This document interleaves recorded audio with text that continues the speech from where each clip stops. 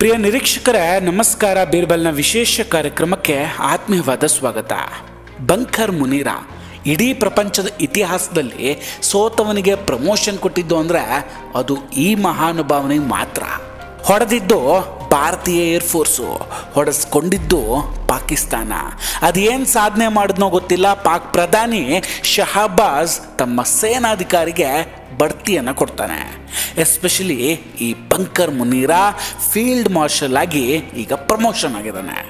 ಈಗ ಮಜಾ ಏನಂದರೆ ಮುನೀರನ ಪ್ರಮೋಷನ್ನಿಂದ ಪಾಕ್ ಸೇನೆಯಲ್ಲೇ ಕಿತ್ತಾಟ ಶುರುವಾಗಿದೆ. ಮುನೀರ್ನನ್ನ ಪಾಕ್ ಏರ್ಫೋರ್ಸ್ ಸುತ್ತುವರೆದುಕೊಂಡಿದೆ. ಒಂದು ನಿಜ ಹೇಳಬೇಕು ಅಂದರೆ ಪಾಕಿಸ್ತಾನದಲ್ಲಿ ಫೀಲ್ಡ್ ಮಾರ್ಷಲ್ ಅನ್ನೋ ಯಾವುದೇ ಸ್ಥಾನ ಕೂಡ ಇಲ್ಲ. ಪಾಕಿಸ್ತಾನಕ್ಕೆ ಸ್ವತಂತ್ರ ಸಿಕ್ಕಿದಾಗಿನಿಂದ ಜನರಲ್ ಅಯೂಬ್ ಖಾನ್ ತನ್ನನ್ನು ಫೀಲ್ಡ್ ಮಾರ್ಷಲ್ ಅಂತ ಮಾಡ್ಕೊಂಡಿದ್ದ. ಅವನಿಗೆ ಅಂತಲೇ ಆಗ ಆ ಪೋಸ್ಟನ್ನು ರೆಡಿ ಮಾಡ್ಕೊಂಡು ಬಿಟ್ಟಿದ್ರು. ಆ ಸಮಯದಲ್ಲಿ ಅಲ್ಲಿನ ನಾಗರಿಕರು ಪಾಕಿಸ್ತಾನದ ಸೇನೆಯಲ್ಲಿ ಫೀಲ್ಡ್ ಮಾರ್ಷಲ್ ಅನ್ನೋ ಯಾವುದೇ ಸ್ಥಾನ ಇಲ್ಲ ಅಂತ ಹೇಳಿದರು. ಆದರೆ ಪಾಕಿಸ್ತಾನದ ಸೇನೆಯಲ್ಲಿ ಯಾರು ಒಳ್ಳೆ ಪ್ರದರ್ಶನ ಕೊಡ್ತಾರೋ ಅವರಿಗೆ ಫೀಲ್ಡ್ ಮಾರ್ಷಲ್ ಕೊಡಲಾಗುತ್ತೆ ಅಂತ ಅಯೂಬ್ ಖಾನ್ ಅವನೇ ಹೇಳ್ಕೊಳ್ತಾನೆ. ನಂತರ 1953ರಿಂದ 54ರವರೆಗೂ ಈತ ಈ ಪೋಸ್ಟ್ನಲ್ಲಿ ಅಧಿಕಾರ ವಹಿಸ್ಕೊಂಡಿದ್ದ. ಹಾಗೆ ಈಗ ಈ ಆಸಿಮ್ ಮುನೀರ್ ಸ್ವತಃ ತನಗೆ ತಾನೇ ಈ ಪದವಿಯನ್ನು ಪಡೆದುಕೊಂಡಿದ್ದಾನೆ. ಆಸಿಮ್ ಮುನೀರ್ಗೆ ಈ ಸ್ಥಾನ ನೀಡಬೇಕು ಅಂತ ಪಾಕ್ ಕ್ಯಾಬಿನೆಟ್ನಲ್ಲಿ ಪ್ರಸ್ತಾವನೆ ಕೂಡ ಪಾಸ್ ಮಾಡಲಾಗಿದೆ. ಇದು ಹೇಗಾಯಿತು ಅಂದರೆ ಕಾಂಗ್ರೆಸ್ನಲ್ಲಿ ಅಧ್ಯಕ್ಷ ಸ್ಥಾನಕ್ಕೆ ಚುನಾವಣೆ ನಡೆದಾಗಾಯಿತು.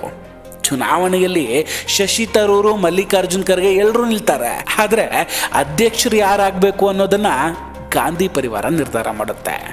ಈ ವಿಷಯ ಇಡೀ ದೇಶಕ್ಕೆ ಗೊತ್ತು. ಈಗ ಪಾಕಿಸ್ತಾನದಲ್ಲಿಯೂ ಕೂಡ ಅದೇ ಥರ ನಡೀತಾ ಇರೋದು. ನಾಟಕಕ್ಕೋಸ್ಕರ ಎಲ್ಲ ನಡೀತಾ ಇದೆ. ಸಭೆಯಲ್ಲಿ 4 ಜನ ಕೂತ್ಕೊಂಡು ಚರ್ಚೆ ಮಾಡ್ತಾರೆ. ನಂತರ ಅಲ್ಲಿನ ಪ್ರಧಾನಮಂತ್ರಿ ಆಸಿಮ್ ಮುನೀರ್ನನ್ನ ಫೀಲ್ಡ್ ಮಾರ್ಷಲ್ ಮಾಡಲಾಗುತ್ತೆ ಅನ್ನೋ ನಿರ್ಧಾರ ತೆಗೆದುಕೊಳ್ತಾರೆ. ವಿಷಯ ಏನಂದರೆ ಈ ಸಭೆಯಲ್ಲಿ ಕುಳಿತವರೆಲ್ಲರೂ ಕೂಡ ಮುನೀರ್ನ ಚಮಚಗಳು. ಸೊ ತೀರ್ಪು ಕೂಡ ಆಸಿಮ್ ಮುನೀರ್ ಹೇಳ್ದಾಗೇನೆ ಬರುತ್ತೆ. ಈ ಫೀಲ್ಡ್ ಮಾರ್ಷಲ್ ಅನ್ನೋದು ಯಾವುದಾದ್ರೂ ಅಸಾಧಾರಣವಾದ ಕೆಲಸವನ್ನು ಮಾಡಿದ್ರೆ ಮಾತ್ರ ಕೊಡಲಾಗುತ್ತೆ. ಹಾಗಾದರೆ ಆಸಿಮ್ ಮುನೀರ ಅದೆಂಥ ಕೆಲಸ ಮಾಡ್ದ, ಅದು ಯಾವ ಸಾಧನೆ ಮಾಡ್ದ? ಮೊದಲನೇದಾಗಿ ಆಸಿಮ್ ಮುನೀರ್ ಆರ್ಮಿ ಚೀಫ್ ಆದ ತಕ್ಷಣ ಇಮ್ರಾನ್ ಖಾನ್ನನ್ನು ಜೈಲಿಗೆ ಹಾಕಿದ್ನಲ್ಲ, ಅದೇ ಅವನ ಅಸಾಧಾರಣ ಸಾಧನೆ. ಎರಡನೇ ಸಾಧನೆ ಅಂದರೆ ಪಾಕಿಸ್ತಾನದ ಸುಪ್ರೀಂ ಕೋರ್ಟ್ನ ನ್ಯಾಯಾಧೀಶರನ್ನ ವಜಾ ಮಾಡಿಸಿದ್ದು. ಇದು ಅವನ ಇನ್ನೊಂದು ಅಸಾಧಾರಣವಾದ ಸಾಧನೆ. ಮೂರನೇ ಸಾಧನೆ ಕೆಲಸ ಏನಂದರೆ ಶಹಬಾಜ್ ಶರೀಫ್ ಹಾಗೂ ಬೆನ್ಜೀರ್ ಭುಟ್ಟೋ ಅವರ ಮಗ ಹಾಗೂ ಇತರೆ ಜನರನ್ನು ಸೇರಿ ಒಂದು ಸರ್ಕಾರ ರಚನೆ ಮಾಡೋದು. ನಾಲ್ಕನೇದು ತನ್ನ ದೇಶದ ಜನರ ಮೇಲೆ ಬಾಂಬ್ ಹಾಗೂ ಡ್ರೋನ್ ಅಟ್ಯಾಕ್ ಮಾಡಿಸಿದ್ದು. ಉದಾಹರಣೆಗೆ ಬಲೂಚಿಸ್ತಾನದಲ್ಲಿ ಜನರನ್ನು ಕಿಡ್ನ್ಯಾಪ್ ಮಾಡಿಸೋದು, ಕೊಲೆ ಮಾಡಿಸೋದು, ಅತ್ಯಾಚಾರ ಮಾಡಿಸೋದು ಇದೇ ಅವನ ಸಾಧನೆಯಾಗಿತ್ತು.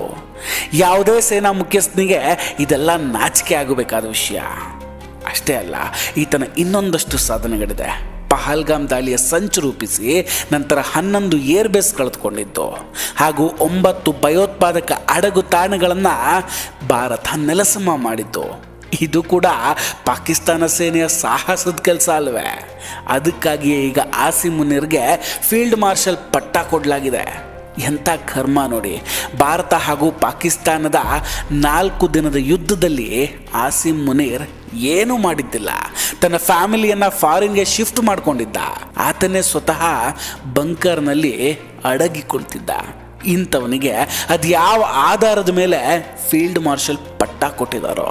ಯುದ್ಧ ಮಾಡಿದ್ದು ಪಾಕಿಸ್ತಾನದ ಏರ್ಫೋರ್ಸು, ಭಾರತಕ್ಕೆ ಡ್ರೋನ್ ಅಥವಾ ಮಿಸೈಲ್ ಹಾರಿಸಿದ್ದು ಪಾಕಿಸ್ತಾನದ ವಾಯುಸೇನೆ. ಈ ಪಾಕಿಸ್ತಾನದ ಡ್ರೋನ್ ಅಥವಾ ಮಿಸೈಲ್ನಿಂದ ಭಾರತಕ್ಕೆ ಯಾವುದೇ ಹಾನಿ ಅಂತೂ ಆಗಿಲ್ಲ, ಅದು ಬೇರೆ ಪ್ರಶ್ನೆ. ಆದರೆ ಈಗ ಪಾಕಿಸ್ತಾನದ ಏರ್ಫೋರ್ಸ್ ಚೀಫ್ ಆದಂತಹ ಜಹೀರ್ ಅಹ್ಮದ್ ಬಾಬರ್ ಭಾರತದ ವಿರುದ್ಧ ಹೋರಾಡಿದ ನಾವು, ನಮ್ಮ ಏರ್ಬೇಸ್ ನಷ್ಟವಾಯಿತು, ಏರ್ಫೋರ್ಸ್ನ ಸೈನಿಕರು ಜೀವ ಕಳೆದುಕೊಂಡಿದ್ದಾರೆ, ಇದರಲ್ಲಿ ಆಸಿಮ್ ಮುನೀರ್ ಪಾತ್ರ ಏನಿದೆ? ನೀವು ಬಂಕರ್ನಲ್ಲಿ ಕುಳಿತುಕೊಂಡಿದ್ರಿ ಅಷ್ಟೇ. ಇಂಥವನಿಗೆ ಪ್ರಮೋಷನ್ ಕೊಡಲಾಗ್ತಿದೆ ಅಂತ ದಂಗೆ ಏಳುವಂತಹ ಪ್ರಶ್ನೆಯನ್ನು ಇಲ್ಲಿ ಜಹೀರ್ ಕೇಳಿದ್ದಾರೆ. ಅಲ್ಲದೆ ಭಾರತ ಹಾಗೂ ಪಾಕಿಸ್ತಾನದ ನಡುವೆ ಯುದ್ಧದ ಸಮಯದಲ್ಲಿ ಭಾರತ ಹಾಗೂ ಪಾಕಿಸ್ತಾನದ ಸೇನೆಯ ಕಡೆಯಿಂದ ಒಂದು ಪತ್ರಿಕಾಗೋಷ್ಠಿ ಕೂಡ ನಡೀತಾ ಇತ್ತು. ಪಾಕಿಸ್ತಾನದ ಏರ್ಫೋರ್ಸ್ ಕಡೆಯಿಂದ ವೈಸ್ ಅಡ್ಮಿರಲ್ ಔರಂಗಜೇಬ್ ಯುದ್ಧದ ಬಗ್ಗೆ ಪ್ರೆಸೆಂಟೇಷನ್ ಅನ್ನು ಕೊಡ್ತಿದ್ರು.